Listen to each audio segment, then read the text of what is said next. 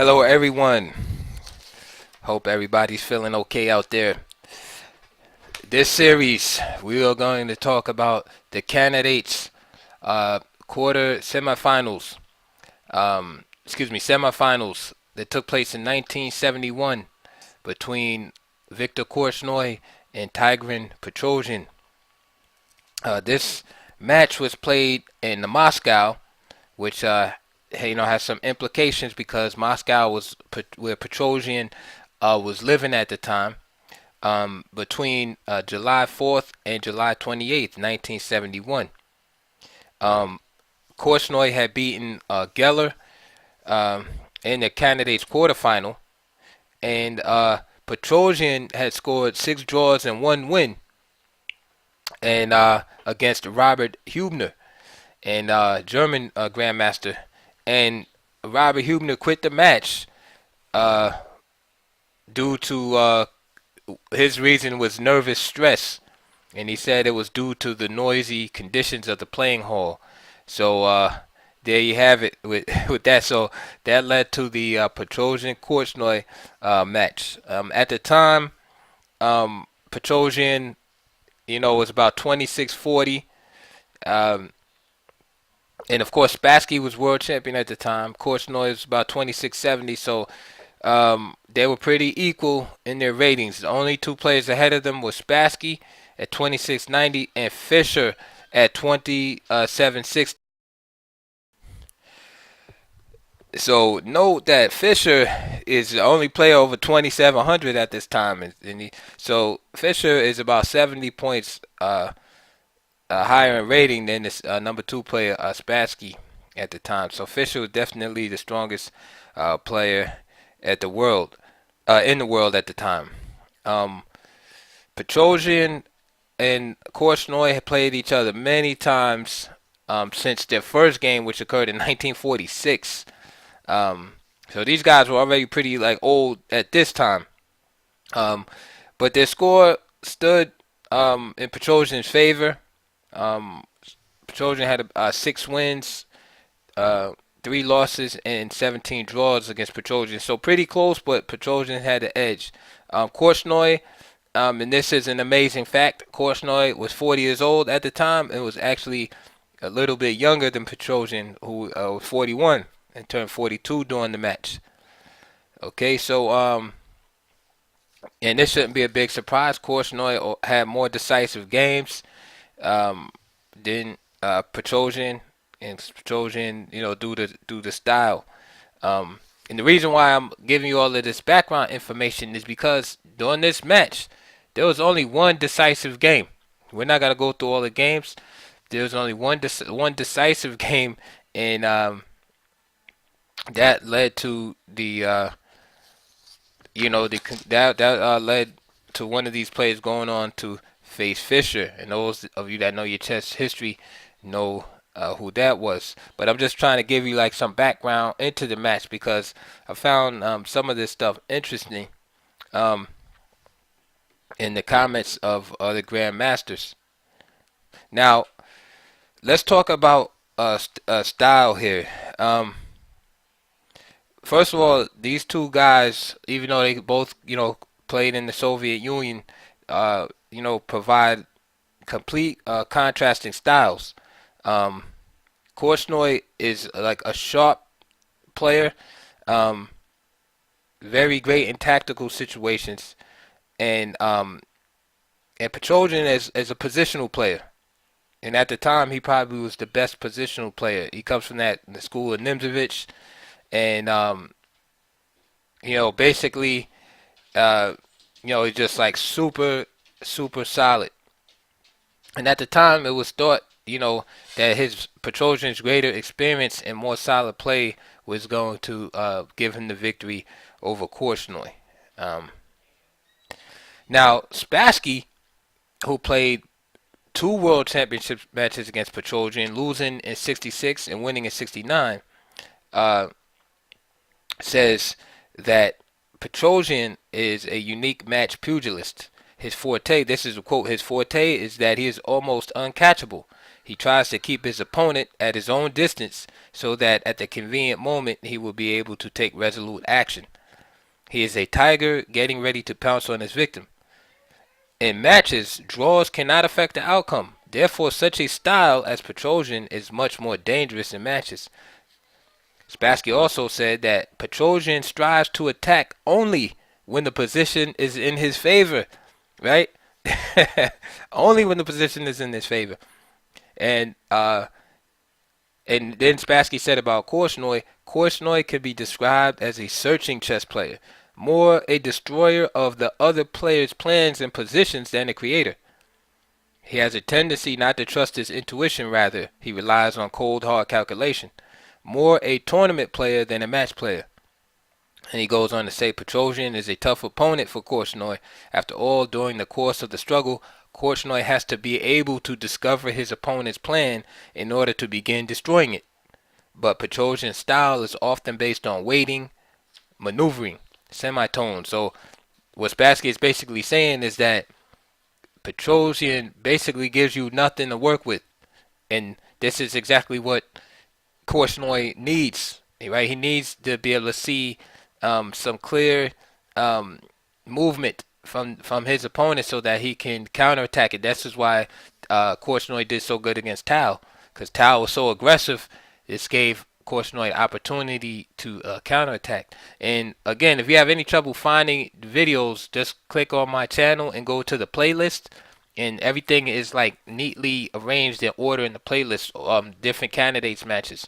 So for instance, if you want to check out Korchnoi versus Tao 1968, I got all of that neatly arranged, so you don't have to be clicking around and looking, for those games. Okay, so moving on. Don't worry, we get to the game. Like I said, there was only one decisive game in the match, so I don't, I'm just gonna hit like a highlight or two, and then just go right to that game. But I want to give you this information, which is pretty cool. Okay, so now Petrosian's game plan for the match. Okay, so he followed a plan of basically not seeking to force the pace of the match. His Petrosian's depending on basically the mantra of safety first. All right, and that was like basically his style during his career. So that's why he was very hard to beat. He would go on these long stretches, Petrosian, without losing the game and stuff. But he wouldn't win, and he wouldn't win a lot of tournaments because he would draw a lot. So it was kind of, that was the way he played. Again, really hard to beat a guy like that in a match. And that leads to this next point, that his penchant for draws, Petrosian, kept him from accumulating enough points to come out ahead in tournaments. But in match play, drawing games can be made to pay off. So Petrosian keeps playing for draws until he finds a slight advantage. Then he goes all out for the win. So basically, it's like wait, and then the opponent has some kind of, weakness in the position, and then Petrosian put all his energy into going for that win. Okay, so then once he got the win, then all he needs to do is go on playing for more draws to stay ahead. So that was basically a strategy. This is how he beat Botvinnik in 63, and this is how he beat Spassky in 66. All right, and just like I said earlier, in the current candidate cycle, he defeated Hubner of West Germany with 6 draws and 1 win. Okay, so again, speaking of Petrosian, he would take an early draw with White if necessary, because he was basically biding his time until his opponent made a serious mistake, either from calculation or impatience. Sometimes people get impatient with Petrosian and try to make something happen, then he would crush them. All right, and he was even criticized in the Soviet press for playing like this. They looked at it as it tarnished his world championship title, as he failed to dominate tournaments. So he wasn't like a, Karpov, where Karpov won the title and then he went and dominated the tournaments. A Kasparov like that. He won the title and then he would come in, 4th place in the tournament, 3rd place, and never win. Okay, so, so he was like one of those champions that were kind of overlooked by the public because they wanted Tal, they wanted this, guys sacrificing pieces and winning, tournaments after tournament. Okay, so and again, if you look at Petrosian's results after winning the world championship in 1963, um, he had like suspect results. He was, for instance, he came in 12th place in Moscow in 1967. All right. Um, and then he held on to his championship in '66, and then he did come in equal first in the Russian championship in '69. Um, so let's just get to the games real quick. Like I said, we're just gonna really highlight the one game that you know um, changed history in chess and Korchnoi.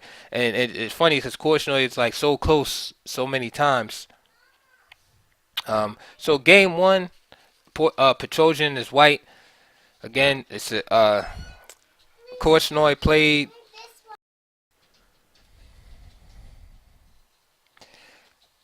here. Petrosian played white. Korchnoi was black, and Petrosian just basically went through the motions, and the game was quickly drawn.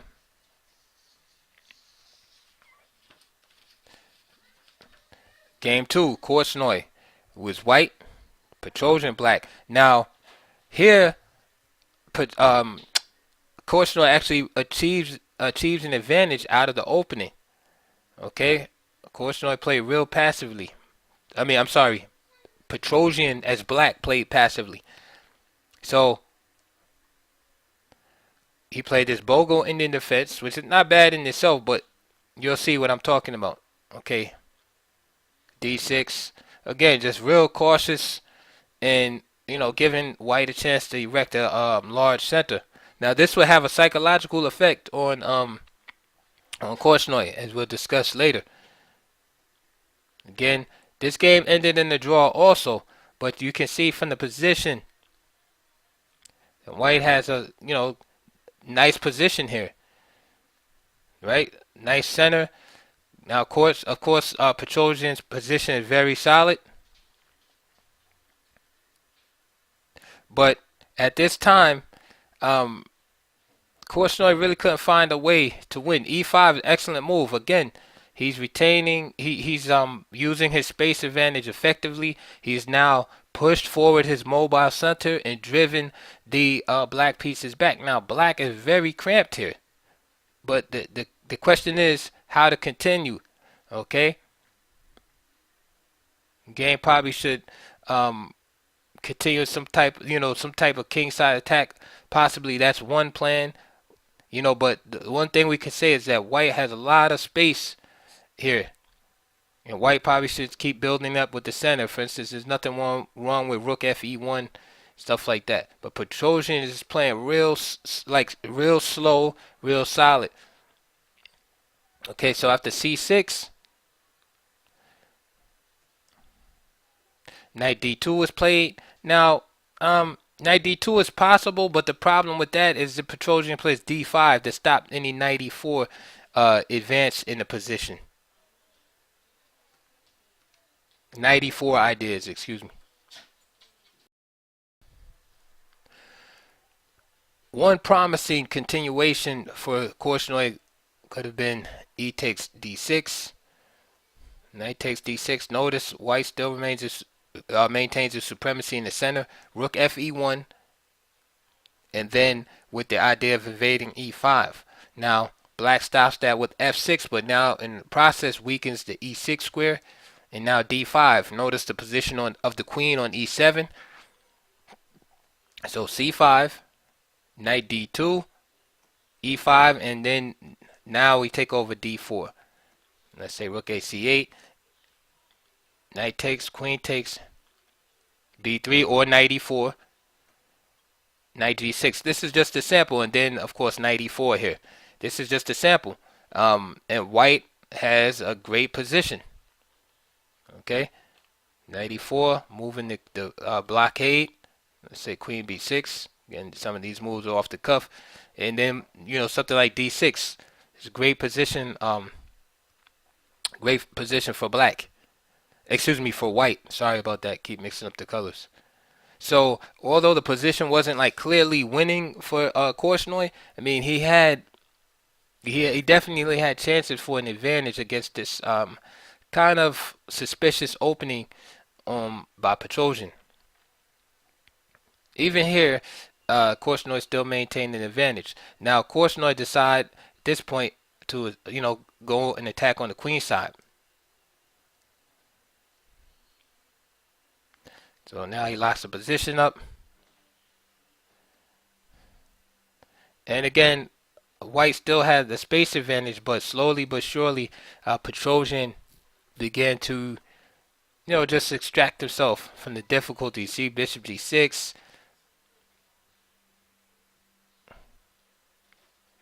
And by this time, the game was equal. So at this point, the Petrosian has pretty much extracted himself from his difficulties. Yes, he has his backward pawn on E6, but is well protected. The knight on C7 is holding that together, and also the queen on F6. Plus, Korchnoi has his pawn on D4 to worry about, and then after a couple of moves, the game is absolutely equal. And it's amazing to me how Petrosian turned this position around like that.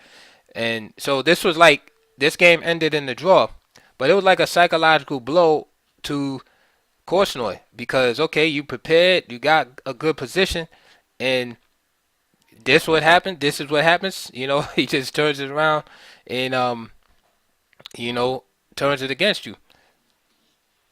Game 3, Petrosian with the white pieces again does absolutely nothing. He tries some kind of like reverse Indian. Again, just simple draw. I'm not even gonna go through the whole thing. Korchnoi drew comfortably. Now, game 4, Spassky regarded this as the turning point of the match, and the reason why is because Petrosian repeated the same defense of the second game, so he didn't even look at that game as like, okay, I got it in a disadvantageous position. Let me switch it up. He came back with the same exact thing, the Bogo Indian, right? And once again, Korchnoi obtained a good position. Only to fail to find a plan that was gonna, a convincing plan that was gonna gain a clear advantage for him. All right, and Korchnoi also wrote that this was the turning point of the match because, from a psychological point of view,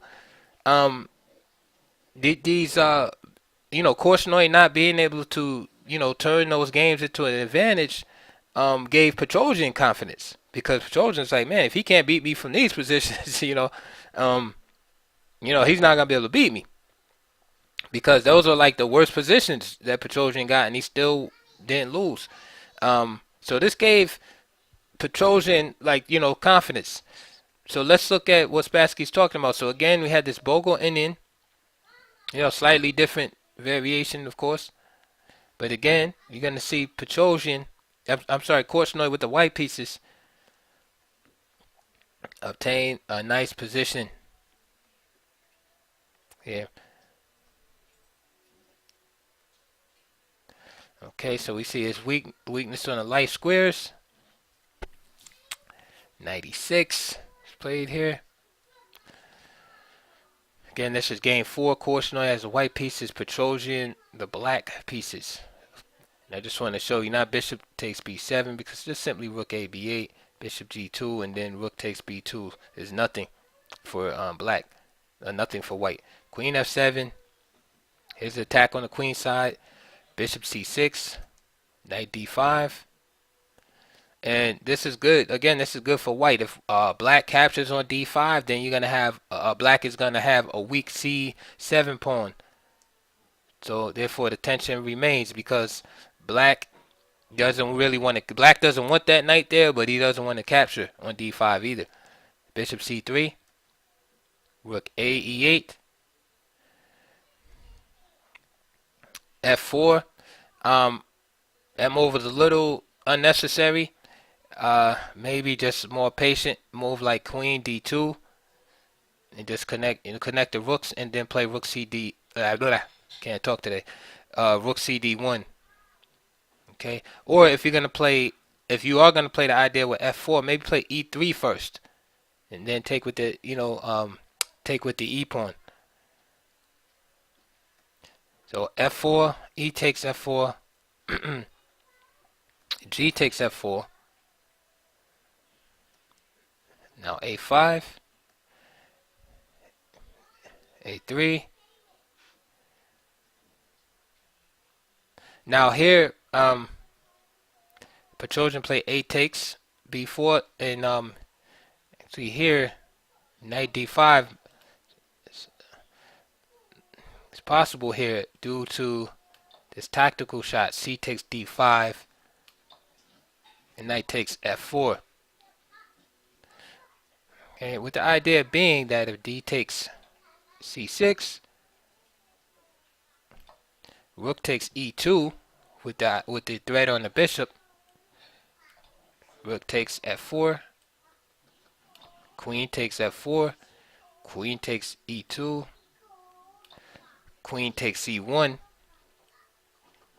What else? Queen e1, queen takes, bishop takes,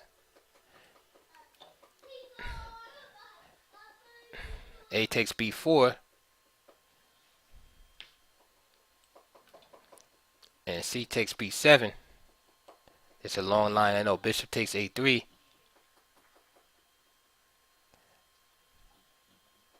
White is probably for choice here with these two bishops. I like white better there. Instead of a takes b4 and leaving that dangerous pawn there, b takes c6. But then you have b takes a5. So these two bishops versus the rook. It's sharp position, but I like white there. So Petrosian stays away from knight d5 again for reasons stated earlier. So a takes, b5. And this is actually a mistake for Korchnoi. Of course, I mean, it's natural to try to stop b5 from happening. But it seems that he had to probably go in for this because of the game continuation.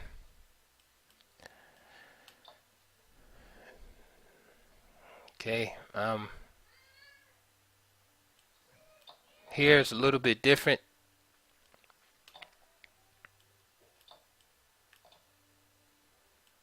Queen e1.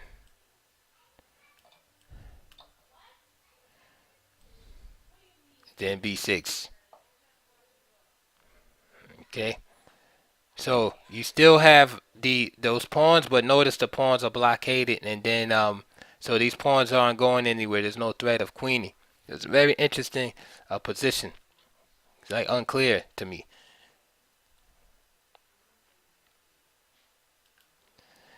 Petrosian played b5. Again, it's understandable because he wants to keep the status quo, prevent b5 from white, and then also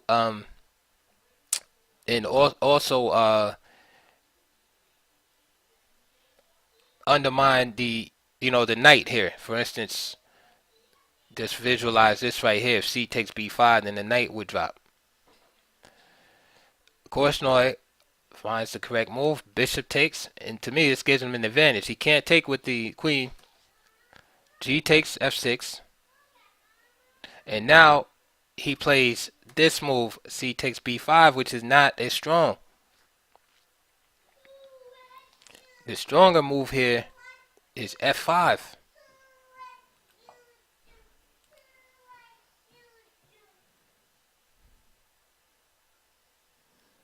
Hitting this knight. Now, of course, if bishop takes, and this bishop takes, then he has to check to get out of that situation.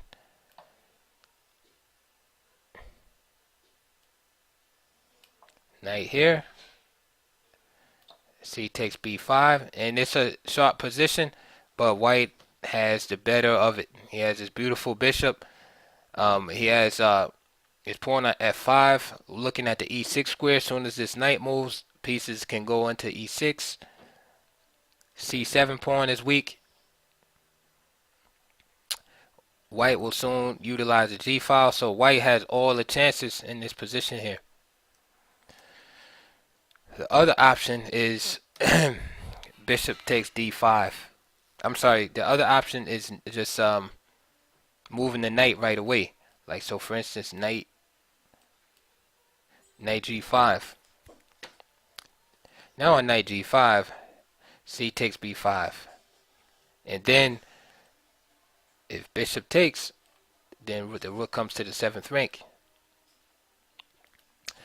Okay, so anyway, Korchnoi plays c takes b5 first with the same with this idea. Notice how without f5 being played, the knight is still here on e6 and can guard the c7 pawn.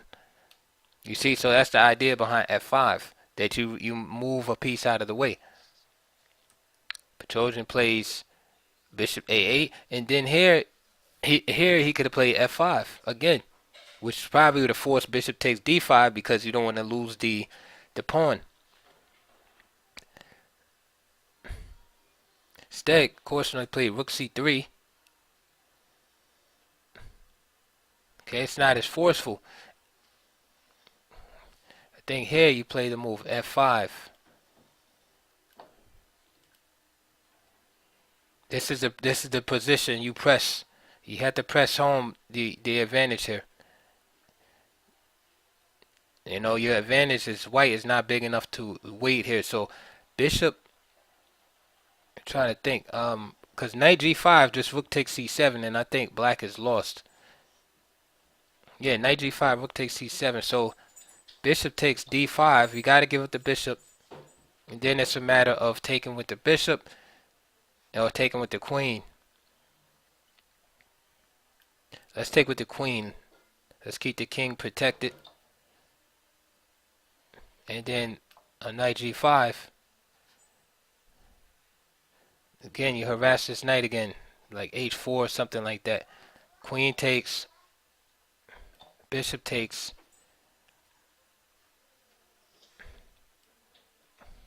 Then maybe rook e5. Or if rook takes e2, then h takes g5. So rook e5, attacking the bishop. Protects. And the knight still has to make some moves. So knight h3. Yeah, knight h3. King h2. Knight f4.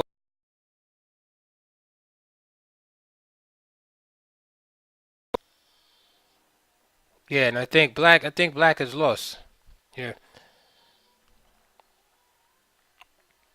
Yeah, rook takes c7 is coming. See what he can do here. Let's see, rook f7, defensive move there, then just b6. Yeah, it's crushing. All right, so again, f5 is definitely the move there. And I basically been analyzing game 4. I know I said I was gonna go straight to the decisive game. I think what I'll do is I'll make a separate video for that. That way I get all the anecdotes and everything out of the way, and just this summary of these games, because I don't want to skim through that game. So rook c3 is played instead. Rook g8. And it just seemed at certain times like Korchnoi he was so close, but then would fail to find that move, that knockout blow. You know, that move to ramp up the advantage. See, and here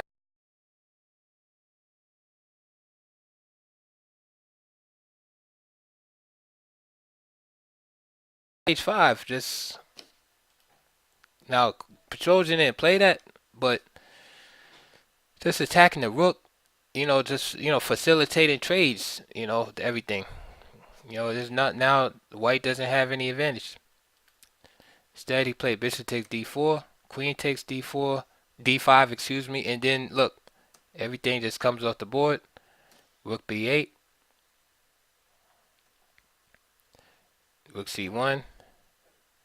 You see now everything just starts getting traded off. Takes, King F2, and then the game just dwindled down.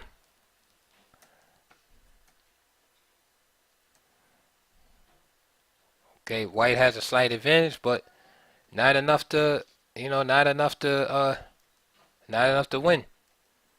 Because Petrosian can defend everything. There's no chance really to break through. Korchnoi tried, but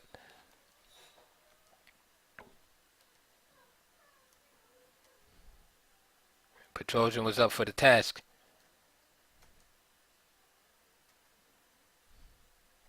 Petrosian made sure he kept his king aggressive enough that if it was ever a situation of rook takes h7, then the knight would take on f5. Now he gets active with his rook. He starts checking from behind, and that's it. Then he wins that pawn, and game wind up ending in the draw here. And this is like an attitude, check right here by Petrosian. He just rips off this pawn because it's going to end in the draw if the bishop takes d5, king takes f5. It's going to be a theoretical draw. The reason why is not so much because let me just save my notes because I was making a lot of notes on the fly. The reason why is not because this pawn can be won by black. It's because of the queen. It's the old endgame tactic where the queening square is on the wrong color of the bishop. In order for this pawn to queen, it has to be this square has to be the same color as this bishop. So if this pawn was queening over here, but on this side it's an easy draw. So the idea is that the bishop takes, let's say king takes d6, and then black doesn't even have to bother trying to win this pawn at all. He can just immediately go here, and let's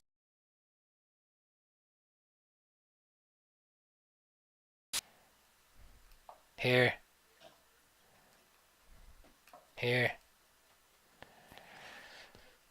and you can just put yourself in a corner basically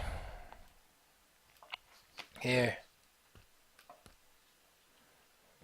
That's, you can just do that, and let's just say he takes, and you just keep shuffling back and forth. There's really nothing to do here.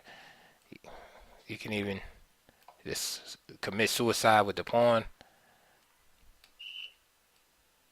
Okay, here. And king takes h5, and that's going to be a theoretical draw. There's no way that white is going to be able to force this king out of the corner without producing a stalemate. So, for example, you just keep going back and forth, and nothing can be done. Say he does that, and as soon as you do like a move like that, you stalemate. Or you try to go here, stalemate. So there's nothing that can be done. So this is the idea behind Petrosian's move. Knight takes d5. All right, so that was a lot. So again, that was the turning point in the match psychologically, because it's basically Korchnoi couldn't win positions where he had a great advantage in. Game 5, 15 move draw. So it just shows you again how Petrosian was approaching the match. He wasn't trying to really do anything active. It was just wait, draw, and then when he got a chance, he would go all out. So if he didn't see nothing happening in the position, he just accepted draw, like no problem. Game 6.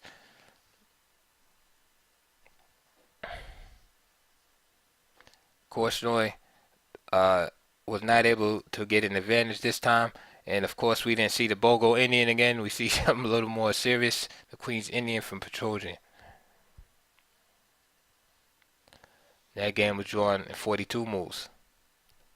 Game 7. Again, Petrosian with the white pieces, and this is something that you really don't see today. Petrosian with the white pieces draws in 13 moves. I can see it now. Like if this was today, people would be saying how Petrosian's throwing his whites away. Basically, Game 5, Petrosian and white drew in 15 moves. Game 7 is white drew in 13 moves. Right? What kind of match strategy is this? Game 8, again, Korchnoi sticking to this English. There's Queen's Indian again, and this time it seemed like Petrosian has got more serious. He stopped playing the Bogo Indian, and now he was able to draw in 16 moves here. And now Korchnoi is usually the one that's playing on. So again, this is interesting psychological moment. Was Korchnoi discouraged, with not being able to get an advantage against an opponent? Is this why he did that, or was he just trying to save his energy up for the next game? But usually you want to, give, press with the white pieces. So Korchnoi basically gave up his chance with the black pieces. So with that, we're going to end this video here.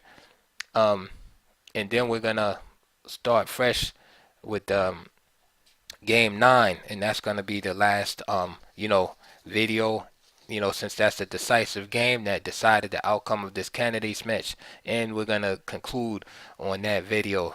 So thanks for sticking around. And please like and subscribe and comment. And I'll see you on the next one.